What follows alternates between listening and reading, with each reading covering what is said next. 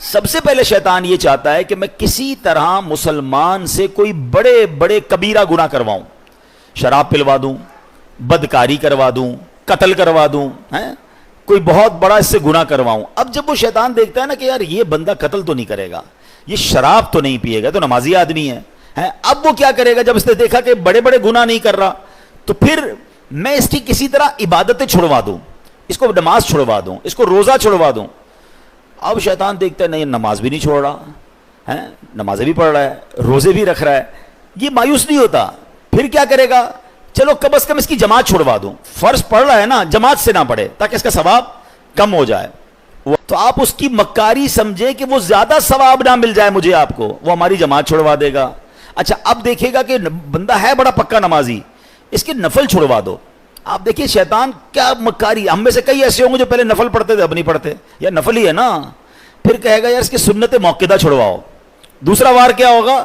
سنت غیر موقدہ۔ تیسرا وار ہوگا سنت موقدہ۔ اب ایسی باتیں کرنے لگ گئے لوگ، یار سنت ہی ہے نا، فرض تو نہیں ہے، فرض پڑھ لو بھائی بہت ہے۔ تو اب آپ کی سنتیں گئیں، پھر ایک وقت آئے گا آپ کا واجب جائے گا، پھر شیطان آپ کے فرض پر اٹیک کرے گا۔ اچھا پھر یہ مردود کیا کرتا ہے؟ دیکھتا ہے نہ یہ نمازیں چھوڑ رہا ہے، نہ یہ روزے چھوڑ رہا ہے، اچھا یہ صدقے بھی نہیں چھوڑا۔ صدقے پتہ کیسے چھوڑواتا ہے؟ دل میں خوف ڈالتا ہے، یار زکوٰۃ دو گے تو پیسے کم ہو جائیں گے، زکوٰۃ کے علاوہ دینے کی کیا ضرورت ہے؟ زکوٰۃ دے دی بڑی بات ہے بھائی، اب کیا صدقہ دینا؟ اتنا مہنگا جانور قربانی کی کرنے کی کیا ضرورت ہے؟ ابھی قربانی کے دن آ رہے نا، کئی لوگوں کے دلوں پہ شیطان اٹیک کر رہا ہوگا۔ سمجھیں اس کے واروں کو۔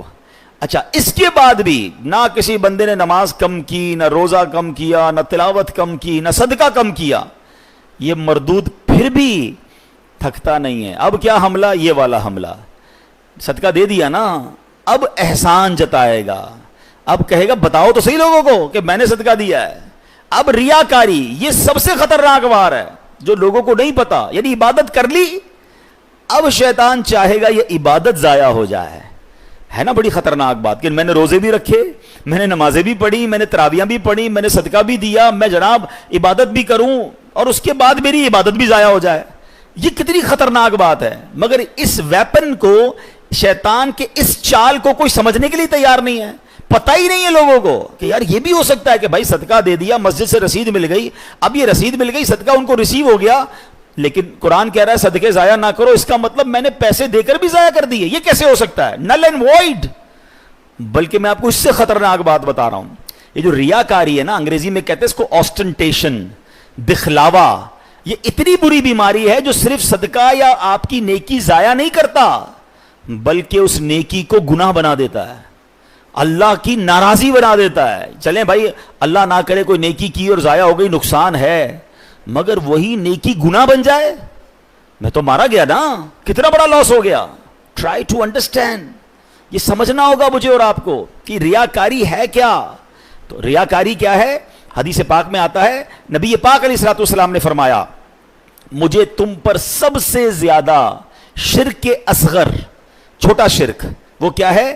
ریا، یعنی دکھاوے کا ڈر ہے۔ اللہ تعالیٰ قیامت کے دن کچھ لوگوں کو ان کے اعمال کی جزا کے وقت فرمائے گا ان لوگوں کے پاس جاؤ جن کے لیے تم دنیا میں دکھاوا کرتے تھے اور دیکھو کیا تم ان سے کیا جزا پاتے ہو۔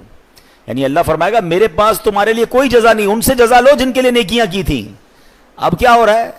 نماز پڑھی سب کو بتانا ہے، روزے رکھے سب کو بتانا ہے، قرآن پڑھا سب کو بتانا ہے، حج پہ گئے سب کو بتانا ہے، وہ نیکیاں جو نارملی انسان اکیلے میں کرتا ہے مگر وہ بھی بتانی ہے۔ وہ پہلے سنتے تھے نا نیکی کر دریا میں ڈال، اب نیکی کر فیس بک پہ ڈال، نیکی کر سوشل میڈیا پہ ڈال۔ ابھی